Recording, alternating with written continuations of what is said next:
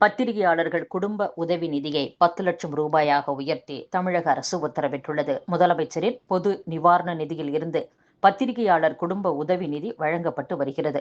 அதன்படி 20 ஆண்டுகள் பணிபுரிந்து பணிக்காலத்தில் உயிரிழக்கும் பத்திரிகையாளர்களின் குடும்பத்திற்கு உதவி நிதியாக 10 லட்சம் ரூபாய், 15 ஆண்டுகள் பணிபுரிந்தவர்கள் குடும்பத்திற்கு 7,5 லட்சம் ரூபாய், 10 ஆண்டுகள் பணிபுரிந்தவர்கள் குடும்பத்திற்கு 5 லட்சம் ரூபாய், 5 ஆண்டுகள் பணிபுரிந்தவர்கள் குடும்பத்திற்கு 2,5 லட்சம் ரூபாய் உதவி நிதியாக உயர்த்தப்பட்டுள்ளது.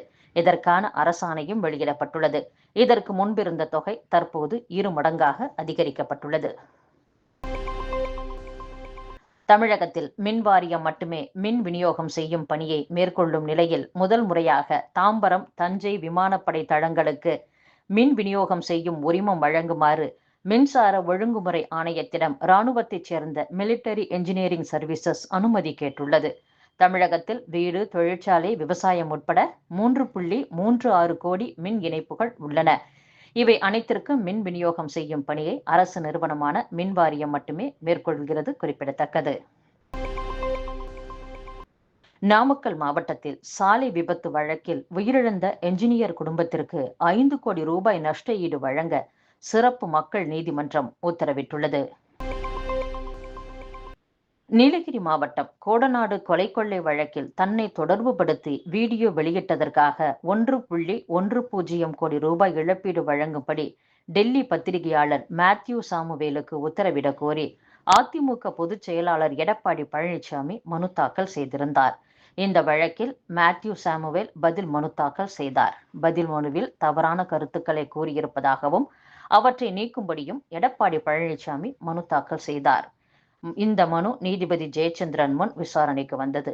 ஆட்சேபனை கருத்துக்களை நீக்க தயாராக இருப்பதாக மேத்யூ சாமுவேல் தரப்பில் தெரிவிக்கப்பட்டது. இதையடுத்து விசாரணையை ஜனவரி 2ஆம் தேதிக்கு நீதிபதி தள்ளி வைத்தார். புதுக்கோட்டை மாவட்டம் வேங்கை வயல் வழக்கில் எந்த அரசியல் அழுத்தமும் கிடையாது. DNA பரிசோதனையில் எந்தவிதமான முடிவும் எட்டப்படவில்லை. அதனால் அந்த ஊரில் உள்ள அனைவருக்குமே DNA பரிசோதனை செய்வதுதான் அடுத்த கட்ட நடவடிக்கை என்று தமிழக சட்டத்துறை அமைச்சர் ரகுபதி கூறியுள்ளார். அத்துடன் தமிழக தேர்தலில் 5 முனை போட்டி இருக்கும் என்று பாஜக தலைவர் அண்ணாமலை கூறியிருக்கிறார். 2 முனை போட்டி மட்டுமே இருக்கும். கூட்டணி கட்சிகளோடு தேர்தலை சந்தித்து திமுக தனித்து ஆட்சி அமைக்கும். தமிழக வெற்றிக் கழகம் பாஜகவின் சி டீம் என்று சொன்னதுதான். விஜய் ஸ்லீப்பர் செல் தான். அப்படி செயல்படுவோர் மேலிட உத்தரவின்படிதான் எதையும் செய்வர். போதைப்பொருள் கடத்தல் வழக்கில் சிக்கிய ஜாஃபர் சாதிக் நிதியை பயன்படுத்தி இருப்பதாக கூறும் அண்ணாமலையின் குற்றச்சாட்டு ஆதாரமற்றது. தமிழ்நாடு அரசு பாடநூல் நிறுவனம் ஒப்பந்தம் செய்த நிறுவனம் ஜாஃபர் சாதிக்கின் நண்பரின் நிறுவனம் என்பது மட்டுமே உண்மை. கள்ளக்குறிச்சி கள்ளச்சாராய வழக்கில் சிபிசிஐடி அனைத்து தரப்பு விசாரணையையும் முடித்து அறிக்கை தாக்கல் செய்துவிட்டது. இருந்த போதும் நீதிமன்றம் சிபிஐ விசாரணைக்கு விட்டுள்ளது. நீதிமன்ற உத்தரவை மதிக்கிறோம். ஆனால் சிபிஐ விசாரணையால் கட்டாயம் காலதாமதம் ஏற்படும் என்றும் ஒரே நாடு ஒரே தேர்தல் என்பது இந்தியாவில் சாத்தியமற்றது. கடந்த ஆட்சி காலத்தில் மதுரை மத்திய சிறையில் ஊழல் நடந்துள்ளதாக லஞ்ச ஒழிப்புத்துறை வழக்கு பதிவு செய்துள்ளது. திமுக ஆட்சியில் அப்படி நடக்கவில்லை. சிறைத்துறையில் உள்ளவர்கள் அனைவரும் உத்தமர்கள் என கூறவில்லை. தவறிழைப்போரை கண்டுபிடித்து தண்டனை பெற்றுத்தரப்படும். கோடநாடு கொலை வழக்கில் சாட்சிகளின் அடிப்படையில்தான் விசாரணை செய்ய வேண்டும். அதன்படி விசாரணை செய்து வருவதால் காலதாமதம் ஏற்படுகிறது. கோடநாடு கொலை வழக்கு ஆதாரங்கள் கண்டிப்பாக நீதிமன்றத்தில் சமர்ப்பிக்கப்படும். தமிழக வாழ்வுரிமை கட்சி தலைவர் வேல்முருகன் திமுக கூட்டணியில் இருந்து விலகுவதாக சொல்லவில்லை என்றும் அமைச்சர் ரகுபதி பேசியுள்ளார். அம்பேத்கரை அவமதித்ததாக மத்திய உள்துறை அமைச்சர் அமித்ஷாவை கண்டித்து திமுக மற்றும் காங்கிரஸ் கட்சிகள் மாநிலம் முழுவதும் ஆர்ப்பாட்டம் நடத்தின. கேரளாவில் இருந்து மருத்துவ கழிவுகள் தமிழகத்தின் எல்லை மாவட்டங்களில் தொடர்ந்து கொட்டப்பட்டு வருகின்றன. தற்போது நெல்லை மாவட்டத்தின் கல்லூர், பழவூர் உள்ளிட்ட பகுதிகளில் கேரள மருத்துவ கழிவுகள் கொட்டப்பட்டிருப்பது கண்டனத்திற்கு உரியது என்று எதிர்க்கட்சி தலைவர் எடப்பாடி பழனிசாமி தெரிவித்துள்ளார்.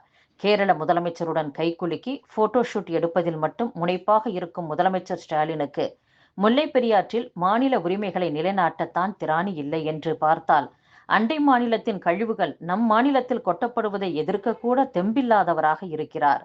வளமிகு தமிழகம் யாருடைய குப்பை தொட்டியும் அல்ல. கொட்டப்பட்டுள்ள மருத்துவ கழிவுகளால் மக்களுக்கு பல்வேறு தொற்றுநோய் பரவ வாய்ப்புள்ளதால் அனைத்து குப்பையையும் உடனே அகற்றப்பட வேண்டும் என்றும் எடப்பாடி பழனிசாமி கூறியுள்ளார். பீகாரில் மோசமான நிலையில் உள்ள சாலைகள் குறித்து புகார் அளிக்க அரசு சார்பில் செயலி ஒன்றை அம்மாநில முதலமைச்சர் நிதிஷ்குமார் அறிமுகப்படுத்தியுள்ளார். சபரிமலையில் அன்னதானம் பெறும் பக்தர்களிடம் இருந்து பணம் வசூலிக்க கூடாது என்று திருவிதாங்கூர் தேவசம் வாரியத்திற்கு கேரள உயர்நீதிமன்றம் உத்தரவிட்டுள்ளது. இந்தியாவில் மின்சார வாகன சந்தை 2030ஆம் ஆண்டில் 20 லட்சம் கோடி மதிப்புடையதாக இருக்கும். இதன் மூலம் 5 கோடி வேலை வாய்ப்புகள் உருவாகும் என்று மத்திய சாலை போக்குவரத்து நெடுஞ்சாலைத்துறை அமைச்சர் நிதின் கட்கரி தெரிவித்துள்ளார். இங்கிலாந்து மன்னருக்கு கிறிஸ்துமஸ் மற்றும் புத்தாண்டு வாழ்த்துக்களை பிரதமர் மோடி தெரிவித்துள்ளார். இங்கிலாந்து மன்னர் 3ஆம் சார்லஸின் ஆரோக்கியம் மற்றும் நல்வாழ்வுக்காக தனது மனமார்ந்த வாழ்த்துக்களை பிரதமர் மோடி தெரிவித்துக் கொண்டுள்ளார்.